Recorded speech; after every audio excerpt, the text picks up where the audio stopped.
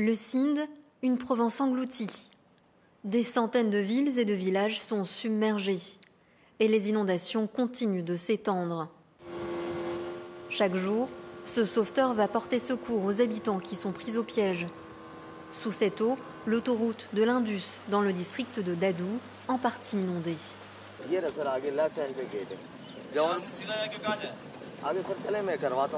Cette ville submergée n'a pas été entièrement évacuée.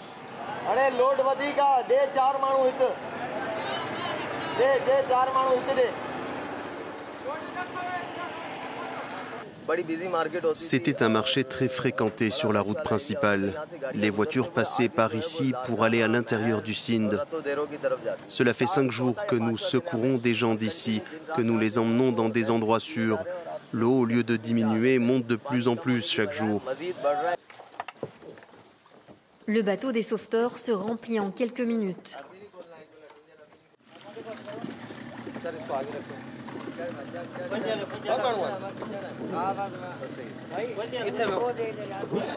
Nous n'avions jamais imaginé qu'il pouvait y avoir une telle quantité d'eau. Au départ, il y a eu de la pluie et la ville a été inondée. Puis il y a eu les inondations à cause des rivières en crue. Nous avons évacué notre famille, mais quelques hommes vivent encore ici pour veiller sur nos biens. Parce que la nuit, des voleurs viennent sur des bateaux et ils pillent les maisons abandonnées. Nous n'avons pas d'électricité, il y a beaucoup de moustiques. L'eau est entrée dans les maisons et nous n'avons pas de nourriture, ni d'eau potable ici. À 80 km de là, la plus grande étendue d'eau douce du Pakistan, le lac Manchar, un lac utilisé pour le stockage de l'eau mais qui aujourd'hui déborde.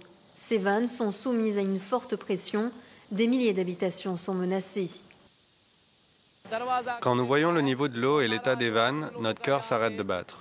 Ce n'est pas de l'eau, c'est une bombe qui est sur le point d'exploser. Cela va inonder les districts de Dadou et Sewan où se trouvent nos maisons. Nos familles sont terrifiées, nous ne savons pas où aller ni que faire de nos biens. La peur de la population s'intensifie alors que le niveau de l'eau continue de monter dans certaines parties du